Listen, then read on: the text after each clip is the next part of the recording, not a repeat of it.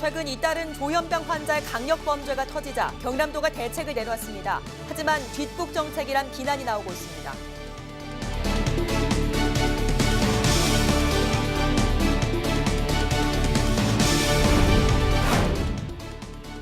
스타필드 창원 입점에 대한 첫 공론화 간담회가 열렸습니다. 찬반 입장차를 확인한 간담회는 공정성에도 의문이 제기돼 소통협의회 구성부터 난항을 예고했습니다.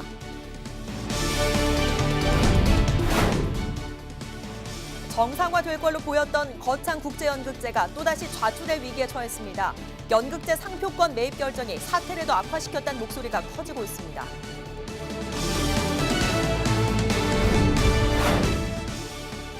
법정 기념일인 근로자의 날, 규정상 공무원은 출근을 해야 하지만 최근 경남에서도 특별 휴가 제도가 도입돼 쉴 수 있는 길이 열렸습니다. 지역민의 의견을 들어봤습니다.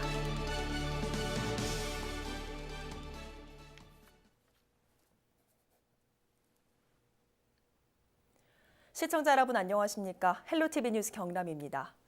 최근 잇따른 조현병 환자의 강력 범죄가 터지자 경남도가 정신질환자 관리 시스템을 다시 뜯어고치겠다며 대책을 내놨는데요.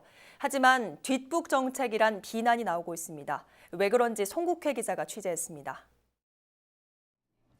국립정신건강센터가 지난 22일에 발표한 전국 정신건강 현황 보고서입니다.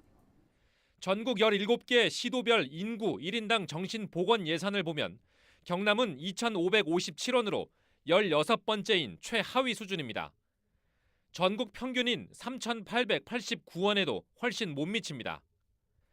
정신질환자의 사회 복귀를 돕는 경남 정신재활시설 사정도 열악하긴 마찬가지입니다. 정신재활시설은 4곳으로 경남이 울산과 세종, 전남 다음으로 적었지만 인구 10만 명당 비율로 따져보면 0.12개로 전국에서 꼴찌였습니다.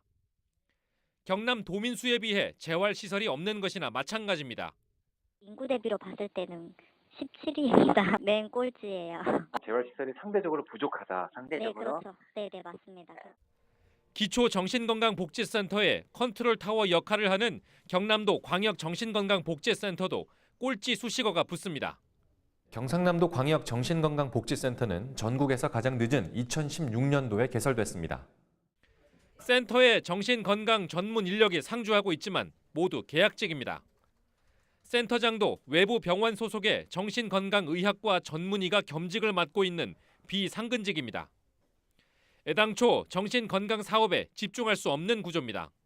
집중도 하고 업무 몰입도도 강해져야 되는데 이건 또 마찬가지예요. 다 전국적인 현상이에요. 센터 예산이 도비하고 국비가 다 지금.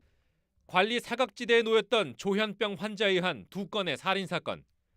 경남도는 뒤늦게 광역정신건강복지센터와 각 지역보건소에 정신질환자 관리 TF팀을 만들겠다며 분주한 모습이지만 소 잃고 외양간 고친다는 비난을 피하기는 힘들어 보입니다. 헬로티비 뉴스 송국혜입니다. 스타필드 창원 입점에 대한 공론화를 설명하는 첫 간담회가 열렸습니다. 200여 명이 넘는 찬반 측 관계자가 각각 참여해 열띤 관심을 보였는데요.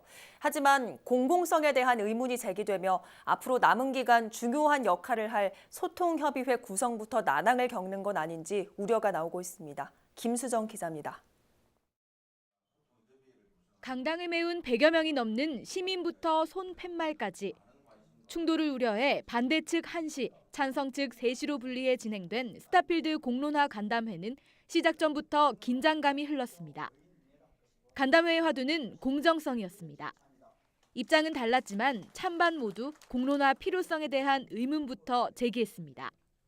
교통 영향평가, 그다음에 상권 영향평가서 이 부분은 굉장히 전문성이 나고 또 전문가 집단에서 이런 내용에 대해서 먼저 놓아야 저희가 시민단으로 참여하는 200명에 대한 부분도 사실 보면 일반인들입니다.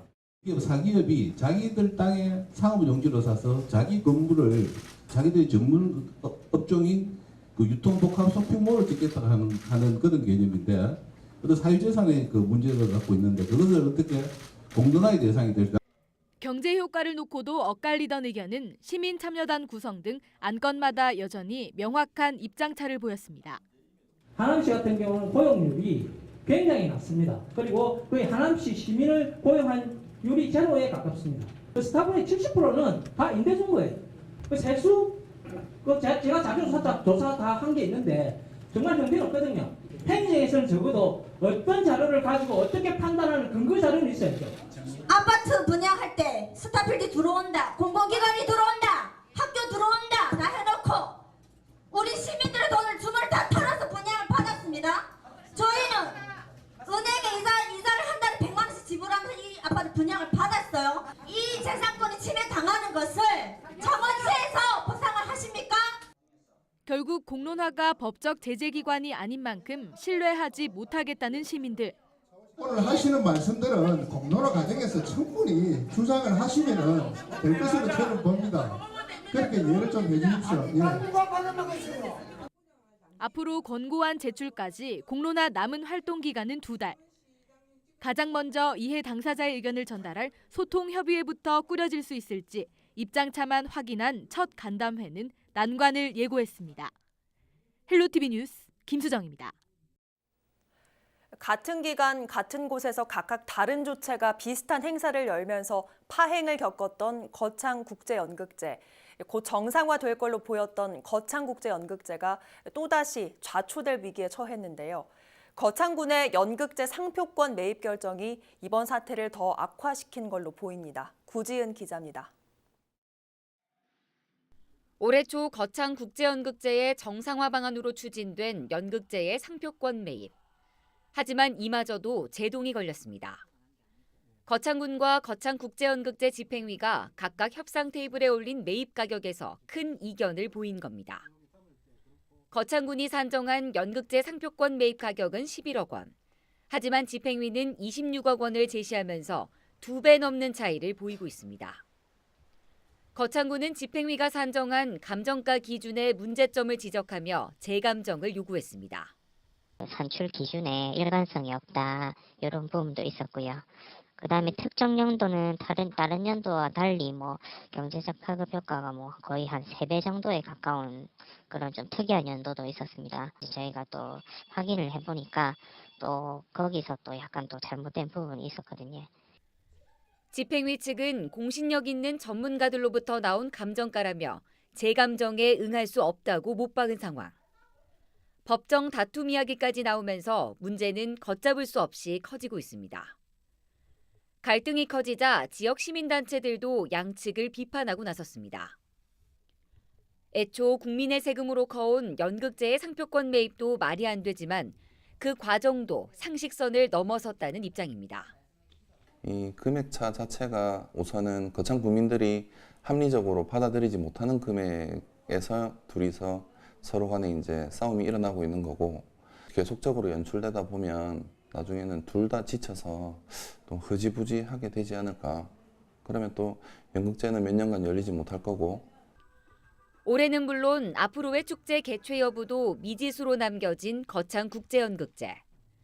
끊이지 않는 잡음으로 축제 정상화엔 또 빨간불이 켜졌습니다.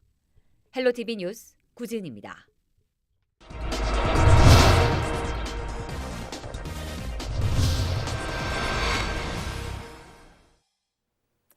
(5월 1일) 근로자의 날이죠. 이 근로자의 날은 이른바 빨간 날인 법정 공휴일이 아니라 법정 기념일입니다. 근로기준법에 적용을 받는 근로자들만 쉴 수 있고 공무원들은 출근을 해야 합니다. 행정 서비스를 제공하기 때문에 일반 근로자가 아닌 거죠.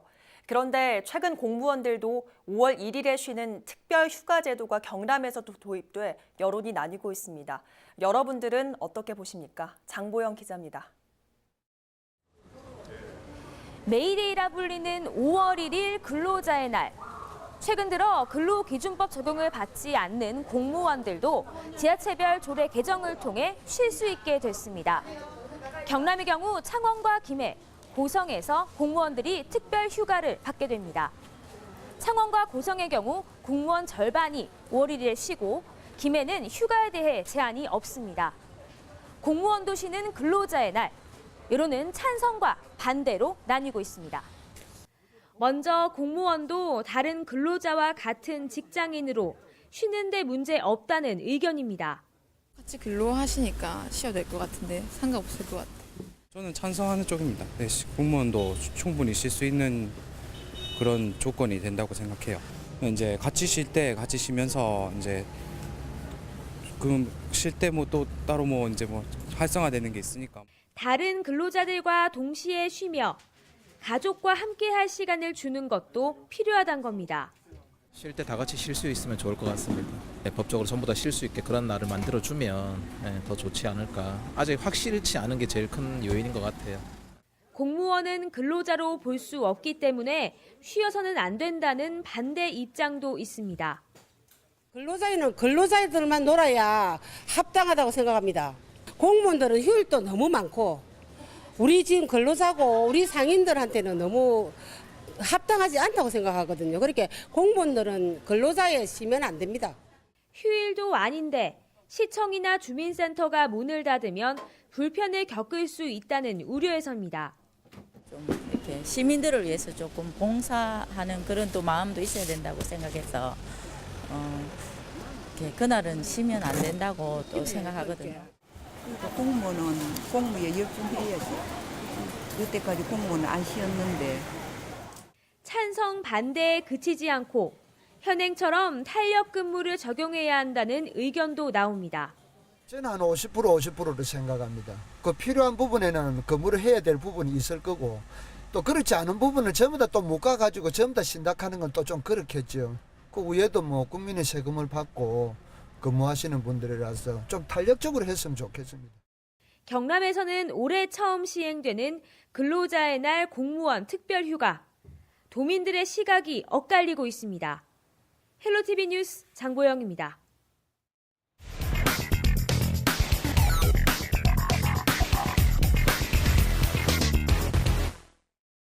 태극권, 말로만 들으면 우리나라 무술로 아시는 분들 많으실 텐데요. 하지만 이 태극권은 중국을 대표하는 무술입니다.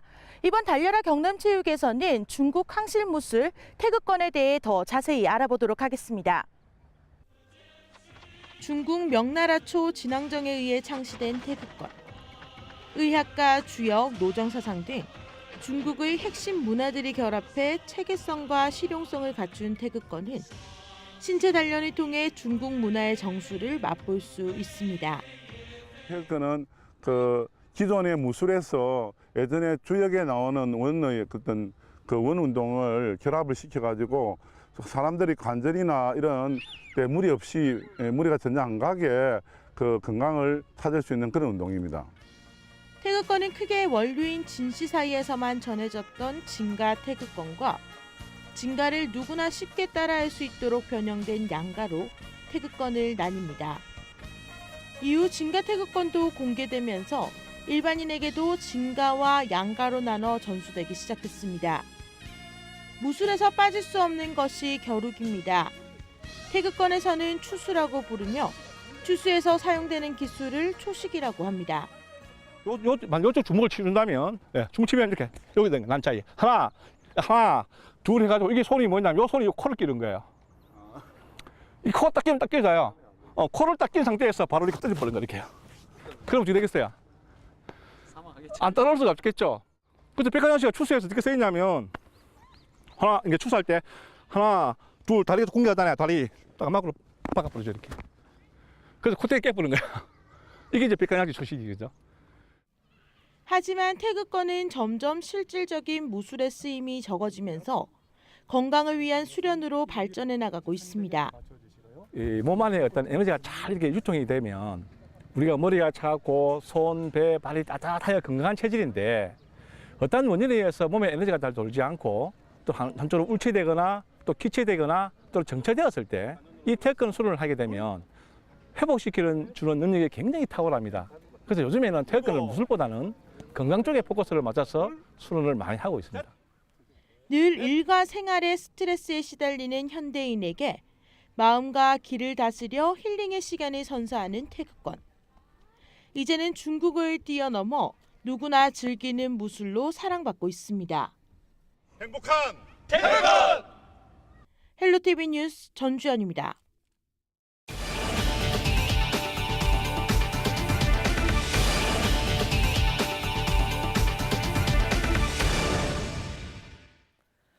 경남 학생인권조례 제정을 위한 촛불시민연대가 30일 오전 더불어민주당 경남도당 앞에서 기자회견을 열었습니다. 촛불시민연대는 학생인권조례 제정을 위해 민주당에 면담을 요청했지만 의회 다수 의석이라 곤란하다는 입장을 받았다며 시민들의 요청이 부담스럽다면 의석을 포기하라고 말했습니다. 또 반대단체 면담도 거절하고 있고 민주당이 중립을 지키기로 했다는 의견도 정당 포기 선언이나 마찬가지라고 주장했습니다. 이어서 정당으로서 분명한 입장을 갖고 책임을 제대로 수행할 것을 민주당에 요청했습니다. 허성무 창원시장이 30일 오전 국회를 찾아 기자회견을 열고 창원 성산구 고용위기지역 추가 지정을 요구했습니다.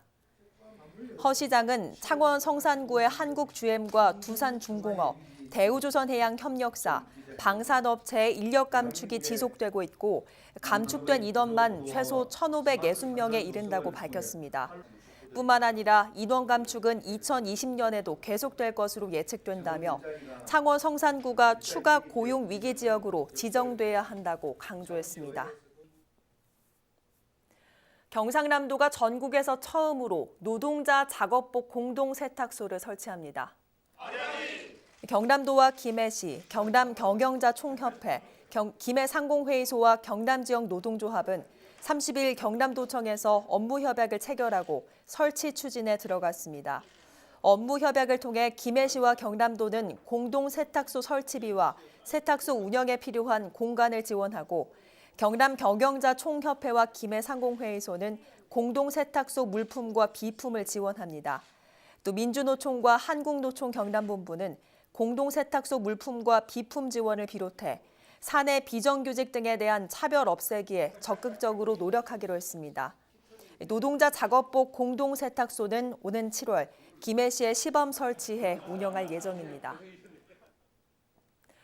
김해 YMCA 신임 이사장으로 한일건설 송진홍 대표이사가 취임했습니다. 지난 29일 저녁 김해 YMCA는 김해 제1교회에서 11대 김주도 이사장과 12대 송진홍 이사장 등 관계자들이 참석한 가운데 이 취임식을 가졌습니다. 평화음악회와 함께한 취임식에는 조관우, 폴포츠 등이 참여한 축하 공연도 이어졌습니다.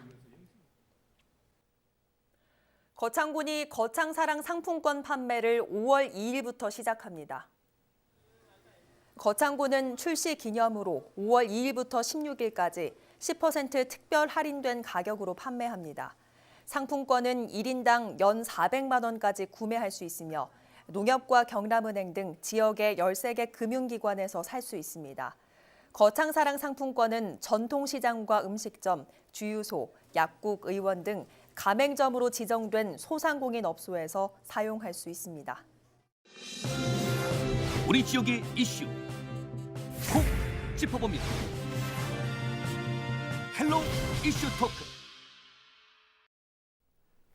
지역의 이슈를 분석하고 해결 방안을 모색해보는 시간 헬로 이슈 토크입니다.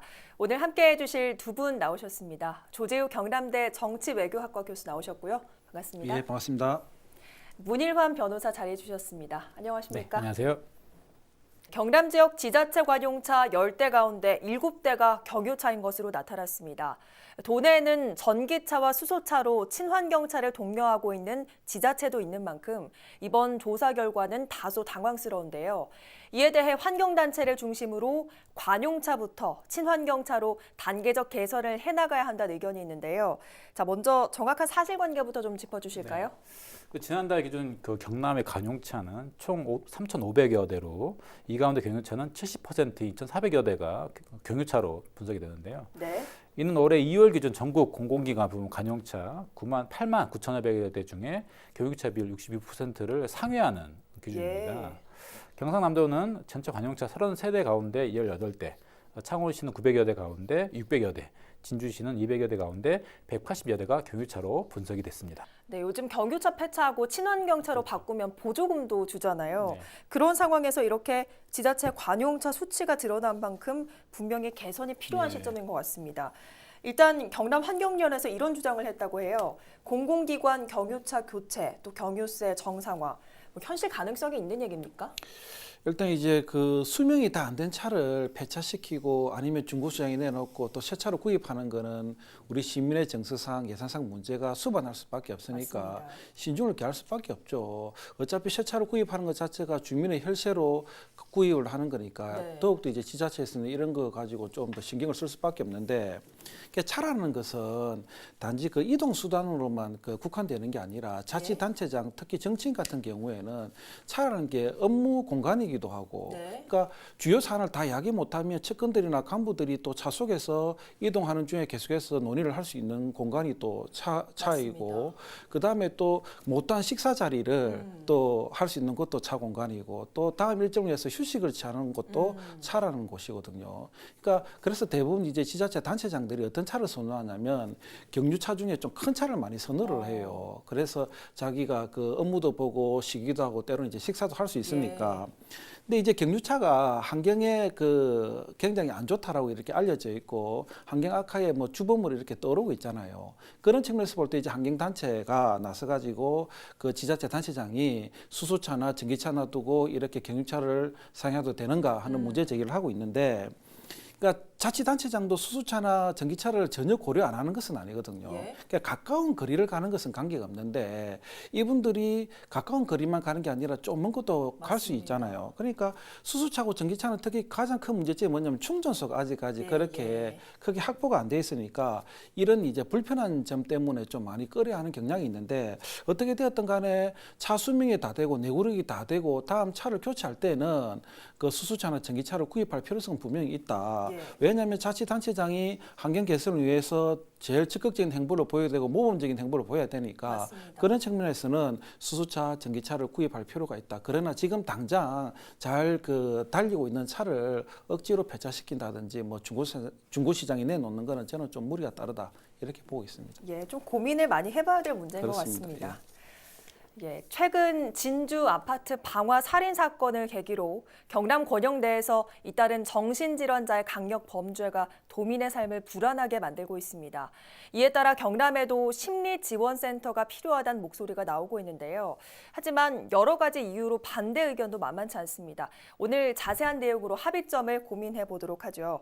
자, 먼저 이 심리지원센터가 지자체 가운데 서울에만 있다는 게 맞습니까? 네, 맞습니다. 예, 이번에 여러 사건이 터지면서 김진기 경남도 의원이 이 심리지원센터를 경남에도 좀 건립해야 한다 이런 의견을 냈다고 하던데 정확히 어떤 내용입니까? 예, 말씀하셨듯이 진주 이번 방화 살인 사건을 계기로 해가지고 경남에도 심리지원센터가 필요하다 이런 의견이 있는데요. 특히 김진기 경남도 의원은 지난 21일 보도자료를 내고 안인덕 이번 사건이죠. 사건에 대해서 사법적 처벌에만 기댈 게 아니고 경남도 차원에서 심리지원센터가 필요하다라고 입장을 밝혔습니다. 현재 심리지원센터는 서울에만 운영을 하고 있고요. 경남도의회는 지난 10대 도의회 때 서울에 있는 심리지원센터를 벤치마킹해가지고 조례안을 올리긴 했지만은 상위법 근거 부재 등 여러 가지 이유로 해가지고 임기 만료로 폐기된 바가 있습니다. 김 의원은 이번에 그 서울시의 어떤 심리지원센터 운영 사례를 참고해서 정신질환자뿐만 아니라 일반인까지 두루두루 뭐 심리지원 해야 된다. 이웃들의 어떤 아픔을 돌봐야 된다. 뭐 그런 취지로 경남도의 정책이 필요하다라고 밝혔고요.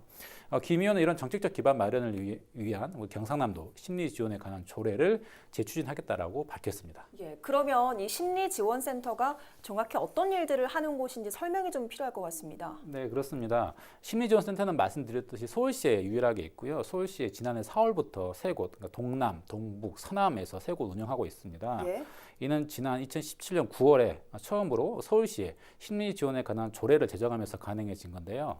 당시 과정을 주도한 김영환 전 서울시 의원은 심리 서비스 분야에서 전문 서비스 제공을 해야 된다라는 취지로 이렇게 법률제도 정비를 한 건데요.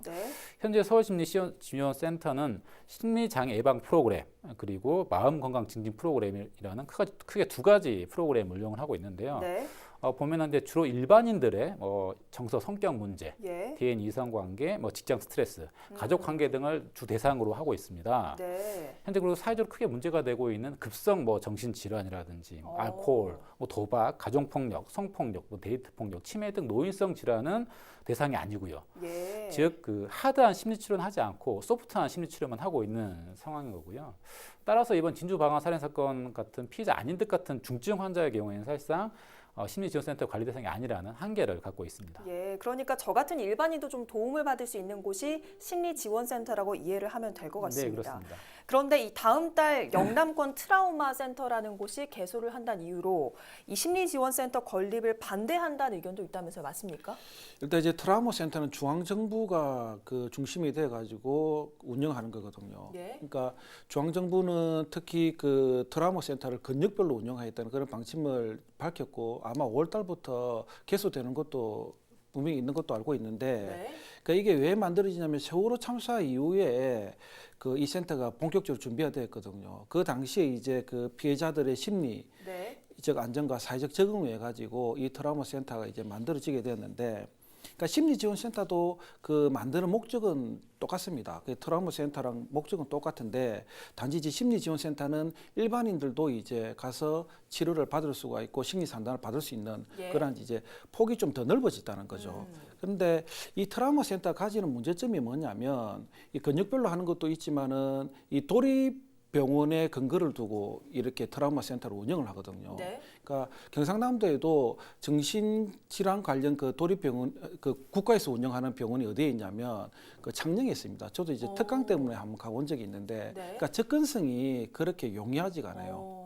예, 그래서 도심에서 좀 가려면 시간도 오래 걸리고 뭐 이런 것 때문에 지금 이제 약간 문제가 좀 제기되고 있는 그런 상황이고, 특히 그렇다 보니까 이제 도심지에 좀 중증의 정신외상센터가 필요하지 않느냐, 뭐 이런 측면에서 그 심리지원센터가 필요하다는 목소리도 있고, 반면에 이게 또 좀 중첩되니까 트라우마 센터하고 예산상의 낭비 아니냐, 뭐 이런 또 반론도 제기되고 있는 게 현실입니다. 네, 일단 뭐 두 기관의 역할이나 이런 걸 좀 들어보니까 뭐 접근성도 트라우마 센터의 경우는 좀 그렇겠지만 지원을 받을 수 있는 당사자를 선정하는 데 있어서도 좀 한계가 있을 것 같다, 이런 생각이 좀 들거든요. 그래서 결국은 더 많은 분들에게 도움을 주자는 그런 의미로 여러 센터를 개소해야 한다는 목소리가 나오는 것 같습니다. 근데 문제는 역시 인력 아니겠습니까? 네, 그렇죠. 현재 이제 그 정신건강복지법에 따라서 경남도에는 그 광역정신건강복지센터에는 창원 경상대 병원이 현재 있습니다. 하지만 법에는 정신질환자가 퇴원을 할 경우 환자 동의 없이 복지센터장에게 퇴원 통보를 할 수 없고, 뭐 개인정보보호법이라든지 사회보장급여법이라든지 여러 가지 개별 법령 또는 인권보호 문제 때문에 그 읍면동 보건소, 서방서, 경찰서가 정보 공유 한계가 있었거든요. 이에 따라 경남도는 현재 고위험 정신질환자 맞춤형 관리 방안으로 뭐 여러 가지 등록 관리를 실시하고 있고요. 또 여러 가지 TF팀을 구성해가지고 정신건강복지센터라든지 의료기관, 읍면동, 경찰, 유관기관들이 합쳐가지고 좀 그 정신질환자들 관리하자, 뭐 그렇게 뭐 TF팀을 구성했다고 하더라고요.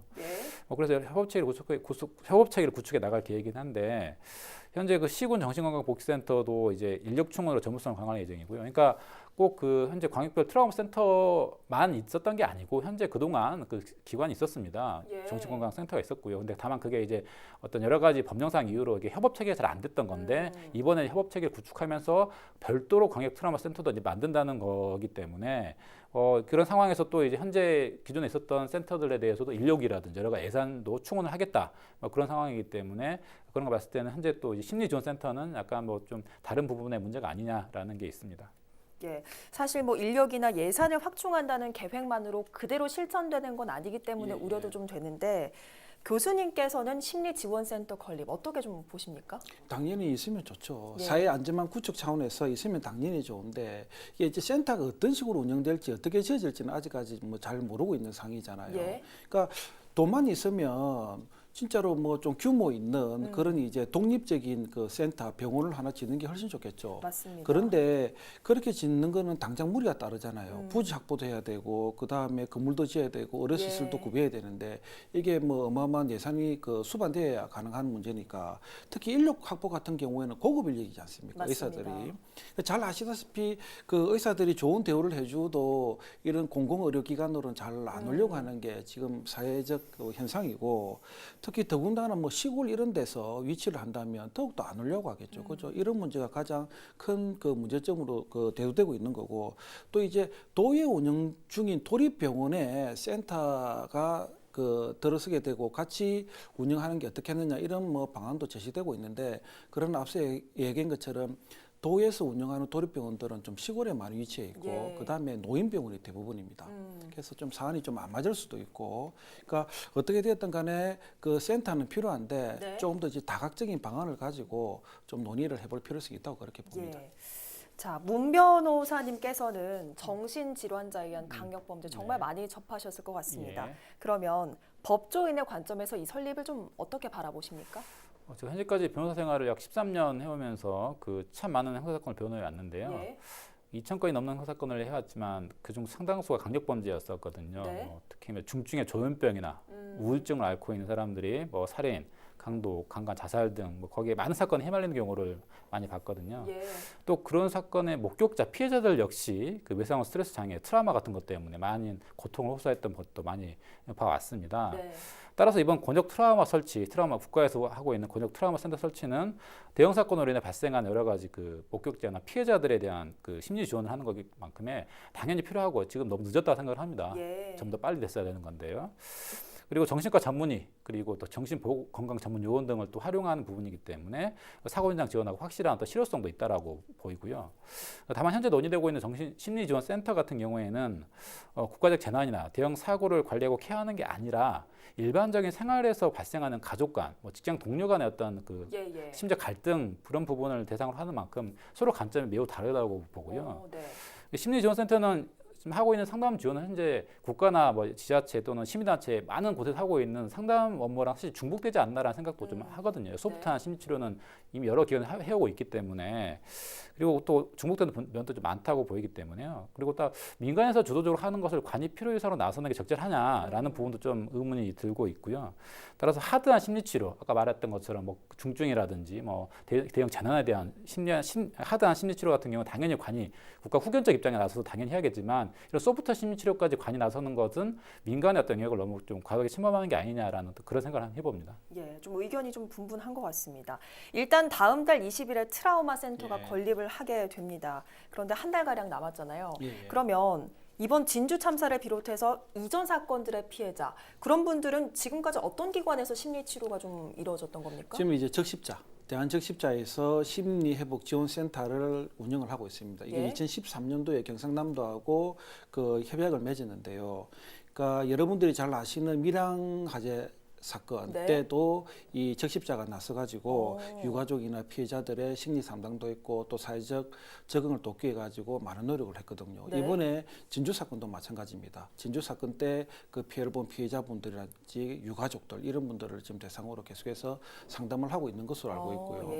그 외에도 또 적십자는 경상남도 경찰청과 협업해가지고 교통사고 환자, 이 교통사고가 일어나고 나면 신체적으로 굉장히 뭐 그 후유증도 심하지만 정신적으로도 굉장히 비폐지지 않습니까? 이런 분들이 이제 사회적 적응을 돕기 위해서 계속해서 심리 치료를 지금 하고 있는 중이고, 그다음에 경상남도에서도 이제 심리회복지원센터를 물론 이제 만들 그런 계획은 갖고 있는 것 같은데 뭐 다양한 이제 서비스 제공을 하기 위해서 노력을 하고 있는 것 같아요. 저도 오늘 그 신문 보고 좀 깜짝 놀랐는데 그 도내의 중증 정신질환자가 한 5만 9천여 명으로 추정되고 있답니다. 그 중증이 꽤 많은 수치죠. 엄청나죠. 그다음에 등록 관리 환자는 13,000명 정도. 5분의 1 수준밖에 안 되는 거예요. 그러니까 이게 추정이지만은 그만큼 우리 주위에 스트레스를 굉장히 많이 안고 있고 이로 인해 가지고 이게 정신질환까지 온 분들, 특히 중증까지 온 분들이 상당수가 있다는 거죠. 그래서 도가 이게 이제 방치할 문제는 아닌 것 같고, 그래서 도에서도 읍면동 보건소와 경찰이나 소방서 같은 그런 유관기관들과 좀 더 협조해 가지고 협력 체계를 구축하고, 그 다음에 여러 전문가들이 참여해서 이분들을 좀 도울 수 있는 그런 그 관리 방안을 그 마련하고 있는 것 같아요. 예컨대 이제 도내 소재 대학에 있는 뭐 심리학과 교수라든지 예컨대 그 사회복지학과 교수 또는 이제 정신 그과 전문의를 다 같이 초빙해 가지고 이런 협력 체계를 구축해서 이분들이 이제 중심이 되어서 상담도 해주고 치료도 해주고 또 사회 적응을 하는 데서 좀 도움을 주게끔 그런 이제 운영을 계획을 갖고 있는 것 같습니다. 얘기를 좀 들어보니까 중증으로 좀 커지기 전에 빨리 좀 조치를 취해야 될 것 같다는 생각이 듭니다. 자, 지금까지 저희가 심리지원센터 개소 필요성에 대해서 이야기를 나누고 있는데, 반대 입장에서는 트라우마 센터가 이왕 비슷한 역할을 할 거라면 좀 예산을 집중 투자해서 제대로 하게 하자, 이런 얘기도 있습니다. 어떨까요? 물론 이제 그것도 좋은데 다닥스이라는 말도 있잖아요. 많으면 많을수록 좋다는 뜻도 있는데 물론 이제 센터가 중심에서 뭐 맡아가지고 운영하는 것도 필요한데 일단 앞서 이야기한 것처럼 접근이 용이하지가 않아요. 그러니까 입원해서 장기적으로 치료를 하면 모를까 이 단기적으로 왕래를 하면서 외진을 하는 경우에는 이게 참 쉽지가 않거든요. 일단 이제 진주 사건을 보면 진주 같은 경우 진주에서 상녕까지 가는데 꽤 많은 시간이 걸리고 또 그곳에 있는 의사나 전문 상담가들이 진주를 왕래하는 것도 쉽지 않고 그다음 뭐 상주하는 것도 한계가 있잖아요. 그래서 그런 문제가 좀 일어날 수가 있고 이런 점을 고려한다면 그 다학적인 그 방법을 좀 모색할 필요가 있고 그래서 도가 중심돼 가지고 앞서 이야기한 것처럼 적십자나 유관기관 그다음에 도내 전문가들이 함께 움직여 가지고 더욱더 그 좀 관리를 활성화시킨다면 시너지 효과가 일어나지 않을까 저는 그렇게 보고 있습니다. 말씀을 좀 들어보니까 정말 자주 방문해서 문턱을 좀 낮추는 게 가장 중요할 것 같습니다. 결국 중요한 건 정말 센터 건립, 개소가 아니라 이런 참사 피해자 관련자들을 돕자는 거잖아요. 결국 좀 실질적인 부분에 집중하는 대안이 마련돼야 한다는 건데 자, 그러기 위해서는 일단 법 개정이 선행돼야 한다. 이런 목소리도 나오고 있습니다. 그러면 법 개정이 좀 오래 걸리고 힘든 문제라면 지자체에서 조례를 제정해서 좀 지원을 하면 되지 않나 이런 목소리도 있는데 어떠십니까? 조례 같은 경우에는 상위법이 근거가 있어야 됩니다. 조례가 막 상위법도 없이 만들 수 없거든요. 그런 한계가 사실상 있을 수밖에 없고 또 앞서 말씀드렸지만 현재 논의되고 있는 그 심리지원센터 같은 경우는 서울시도 그렇게 운영되고 있지만 소프트한 심리치료입니다. 근데 현재 사회적으로 문제되는 건 하드한 심리치료 부분이거든요. 그래서 물론 서울시가 그렇게 한다고 해서 우리도 뭐 그 소프트한 거에다 하드한 것까지 같이 할 수 있긴 하지만 그렇게 되면 하드한 심리치료를 하게 되면 그 현재 권역별 트라우마 센터랑 또 일이 겹치거든요. 그리고 도내 정신과 전문의나 정신보건 인력이 사실상 풀이 많은 것도 아니고요. 또 심리치료는 치료사도 나중에 심리치료를 받아야 될 만큼 사실 정신적 육체적으로 매우 힘든 일이거든요. 그러니까 사실 적은 인원으로 막 여기 센터 저기 센터 가서 돌려버리면은 과부하 걸리는 거는 뭐 인지상정이거든요. 그래서 모든 일이 그렇지만 텃술에 배부를 수는 없기 때문에 저 같은 입장은 개인적인 입장은 현재 권역별 트라우마 센터를 집중적으로 지원을 해가지고 우선 그 궤도 센터가 정상 궤도에 오를 수 있도록 그래서 충분히 그래서 나중에 다른 곳까지 인력을 파견할 수 있도록 그렇게 그런 부분에 더 힘을 써야 될 것 같고요. 또 서울 심리지원센터도 사실 안을 들여다보면은 관에서 민간에 위탁을 주고 있습니다. 그러니까 민간이 사실 하고 있는 거예요. 관이 하는 게 아니라. 그래서 소프트한 심리치료는 뭐 그렇게 또 어떻게 보면 시급한 게 아니고 사실 하드한 부분이 매우 중요하기 때문에 소프트한 심리치료는 현재 또 민간에서 계속 비슷하게 하고 있으니까 우선 민간에 좀 뭐 물론 그것도 필요하긴 하지만 우선 민간에 인프라에 우선 맡기고 시급한 하드한 심리치료를 위한 권역 트라우마 센터를 증상계도 올리고 또 유사한 또 필요하다면은 권역 트라우마 센터를 뭐 1개, 2개, 3개 늘리는 방안도 한번 고려해봐야 되지 않을까 싶습니다. 네, 일단 잘 좀 운영하는 게 중요하다 이런 말씀이신 것 같습니다. 자, 이번 사건을 겪으면서 저뿐만 아니라 모든 분들이 좀 느끼셨을 것 같은데 정신질환자 범죄나 또 범죄자 관련 전문가들이 정말 부족하고 경남에서는 아직까지 많이 낯설다. 사실 뭐 지상파 방송에서도 보면 전문가들이 늘 같은 분들이 나와서 얘기를 좀 하시잖아요. 뭐 이런 전문가 양성 부분을 지자체 차원에서 좀 신경 쓸 수는 없는 문제입니까? 일단은 뭐 지방에 전혀 없는 건 아닌데 일단 범죄 심리학자들이나 범죄 관련 전문가들이 그 서울을 비롯해 가지고 수도권 경기권에 많이 있는 것은 부인할 수 없는 사실입니다. 근데 이거는 그 범죄 심리학뿐만 아니라 다른 분야도 마찬가지잖아요. 그러니까 대부분 다 서울에 가고 싶어하고 지방에 있는 것은 꺼려하고 있고 그다음에 그래서 이거는 이제 지자체의 저는 뭐 잘못이라기보다는 우리 사회가 안고 있는 구조적 뭐 한계라고 저는 보시면 될 것 같고 그래서 이 부분에 대해서 왈가왈부할 필요는 없다고 보고 그다음에 또 지자체가 학교를 대신해 가지고 뭐 월급을 줄 수 있는 부분도 아니고 그다음에 뭐 대학에 뭐 범죄 심리 전문가를 좀 양성해달라 뭐 이렇게 요구할 수 있는 부분도 아니잖아요. 그러니까 그래도 그 도내 소재 대학들 보면 그 경찰학과나 심리학과가 대학원, 대학 학부과정 다 개설이 되어 있거든요.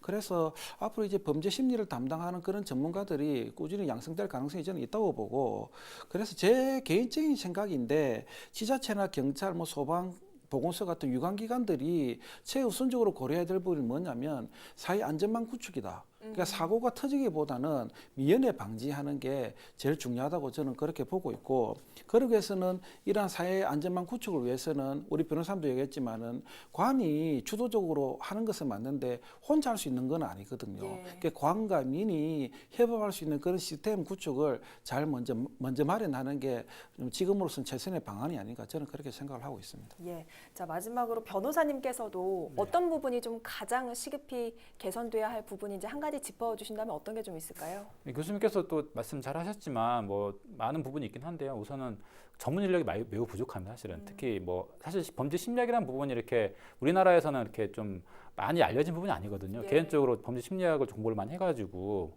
미국 서적이라도 많이 보긴 했는데 한국에서는 그렇게 프로파일러라든지 그렇게 활성화되지 않았습니다. 최근 얼마 안 됐거든요, 사실은. 그러니까 근데 지방은 더 없잖아요. 그러니까 그런 전문력을 양성하려면 결국 교육기관이 뭐 교육을 할 수밖에 없기 때문에 앞으로 대학이라든지 지자체가 좀 협업을 해가지고 어떤 그런 교육과정을 개설하는 게 지방에도 중요하지 않을까 싶습니다. 예, 알겠습니다. 자, 조현병 등 정신질환자에 의한 강력 범죄에는 대처가 아닌 예방이 필요하고 또 그들을 다르게 바라보는 시각보다는 안심하고 치료받을 수 있는 배려가 필요한 시점입니다.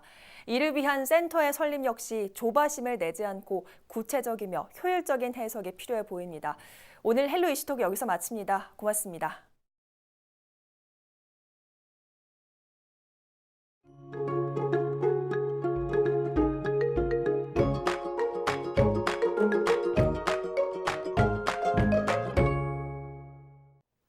날씨입니다. 하루 사이 기온이 훌쩍 올랐습니다. 화요일 낮 동안 창원 20도, 양산 22도로 평년 기온을 회복했는데요. 수요일에도 경남의 낮 기온 24도 안팎으로 따스했습니다. 다만 새벽부터 아침 사이에는 내륙을 중심으로 안개가 짙겠습니다. 출근길 교통안전에 유의하시기 바랍니다.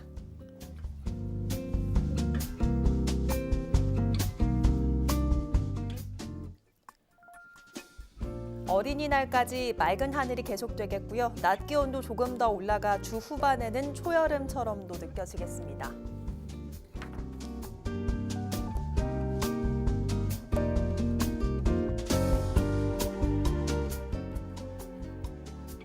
모든 해상에서 구름만 많은 가운데 물결은 0.5에서 1m로 잔잔하게 일겠습니다.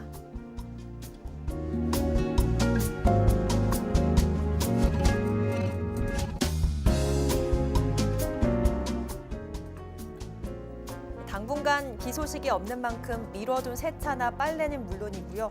공기질이 좋아서 나들이 계획 세워보시는 것도 좋겠습니다.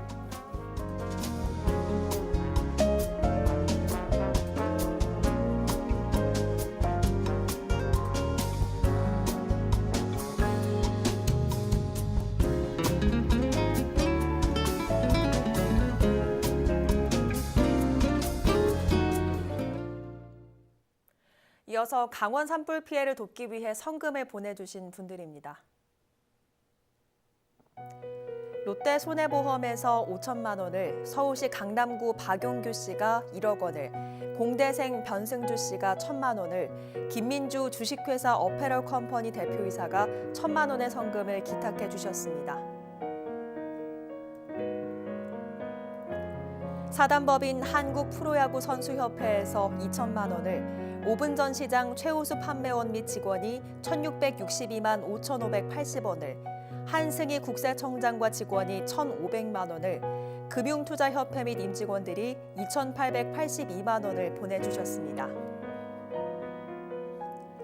김청경 주식회사 리즈K 대표이사가 2천만 원을, 대구광역시에서 1억 원을, 윤종규 KB금융그룹 회장이 5억 원을, 박현철 부국증권 주식회사 대표이사 사장이 3천만 원을 보내주셨습니다. 한국토지주택공사에서 1억 원을, 김경규 하이투자증권 대표이사 및 임직원들이 2,816만 8,480원을, 정환규 한국증권금융 꿈나눔재단 이사장이 1억 원을, 지구시민운동연합에서 1억 원을 보내주셨습니다. 이외에도 많은 분들이 성금을 기탁해 주셨습니다. 기탁해 주신 성금은 강원 산불 이재민을 돕는 데 쓰여집니다. 오늘 뉴스는 유튜브 채널 CJ 헬로 경남 방송을 통해 다시 보실 수 있습니다. 이상으로 뉴스를 마칩니다. 저희는 늘 지영민 곁에 있겠습니다. 고맙습니다.